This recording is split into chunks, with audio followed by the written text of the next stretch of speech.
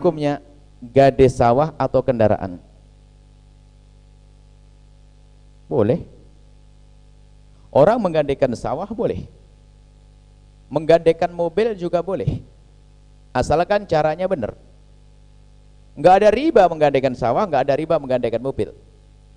Yang menjadi riba adalah cara pembayarannya. Baik begini. Saya punya sawah. Enggak, saya punya uang saja. Saya punya uang, Anda punya sawah. Lalu Anda perlu uang.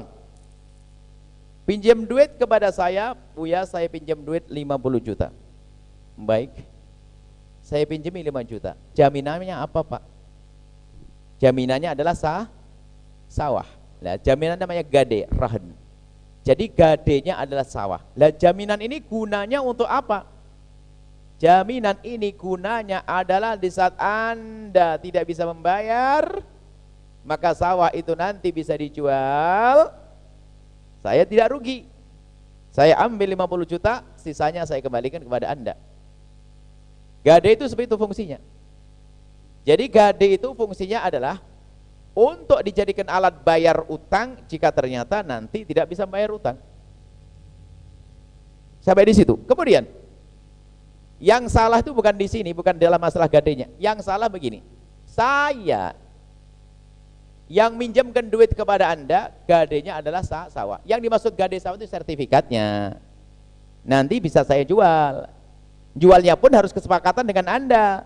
Misalnya harganya 150, ya saya jual 150. Dan saya hanya boleh ngambil berapa? 50. Sebab dalam utang piutang nggak boleh kita nyiksa orang. Karena nilainya tolong menolong di dalamnya. Baik. Yang nggak boleh ini yang sering terjadi di kampung. Bagaimana? Saya minjemin duit kepada Anda 50 juta. Gadenya sawah. Sudah begitu apa? Sawahnya saya yang garap. Berarti saya bikin Anda nyungsep. Haram. Saya tidak berhak mendapatkan itu. Kullu qardin jarra naf'an, semua pinjam meminjam yang ada tambahan di saat mengembalikan adalah riba. Semua pinjam meminjam yang kembalinya adalah dengan tambahan riba, biarpun tambahannya adalah tidak besar nilainya. Bahkan begini, kalau saya minjamkan duit kepada Anda 1 juta, lalu Anda kembalikan kepada saya juga 1 juta plus pijetnya itu riba, dosa, neraka. Apalagi 1%, 0,5% sama riba, haram, dosa. Jadi semua peminjaman yang kembalinya riba, kembalinya keuntungan kepada yang meminjamkan itu riba. Saya minjamkan uang kepada Anda 50 juta, gadenya sawah itu ada jaminan. Saya tidak boleh mengambil keuntungan dari sawah itu. Saya kerjakan juga tidak boleh. Kalaupun boleh saya garap, hitungannya adalah untuk cicilan utang Anda. Misalnya tahun ini saya garap sawah keluar 5 juta, kepotong 5 juta. Sekarang ini tambah nyuksep orang yang melarat ini. Yang kaya tambah kaya, masuk neraka juga.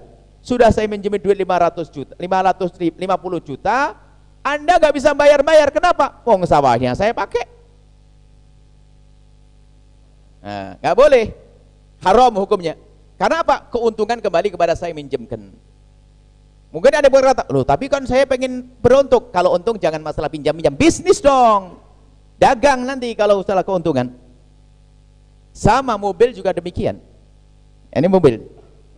Saya punya duit, Anda pinjam uang kepada saya. Gadenya mana? Mobil. Mobil sedan Anda, mobil Kijang Innova.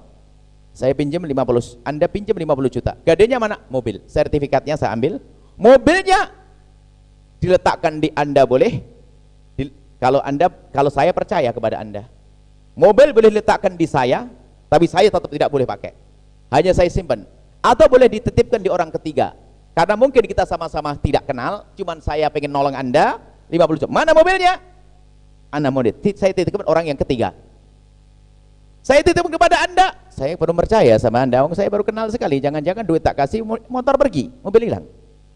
Tapi kan pinjam meminjam tetap harus berlangsung. Biarpun Anda tidak kenal saya tidak kenal Anda, tolong menolong harus terjadi. Bagaimana? Jaminannya dititipkan di orang ketiga.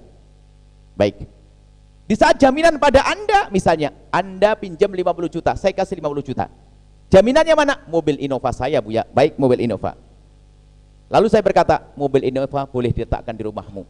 Lah, baru yang punya mobil boleh pakai dengan catatan. Yang punya mobil boleh pakai dengan catatan satu, atas izin saya. Yang kedua, nilainya nggak bakal berkurang gara-gara dipakai. Atas izin saya. Tapi saya yang minjemin duit nggak boleh. Mobilnya sini, saya pakai rang-reng. Nggak boleh, haram saya menggunakan mobil Anda. Kenapa? Saya yang minjemi. Kenapa? Saya naik mobil Anda itu ada nilainya. Kalau disewakan sehari berapa? Coba, ayo. Ini hati-hati. Ini kebanyakan di kampung-kampung masalah menggantikan sawah, orang melarat tambah nyungsep karena sawahnya digarap sama si kaya yang minjemin duit. Wah, ini neraka. Perlu dibenahi. Ini banyak. Kita pernah dapat pertanyaan itu bukan dari Jawa, tapi dari Sumatera sana. Semoga di Jawa tidak ada. Cuma tak tahunya suatu ketika saya bilang, oh di Jawa banyak juga. Innalillahi wa inna rajiun.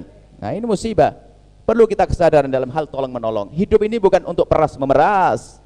Hidup ini dalam irama tolong menolong.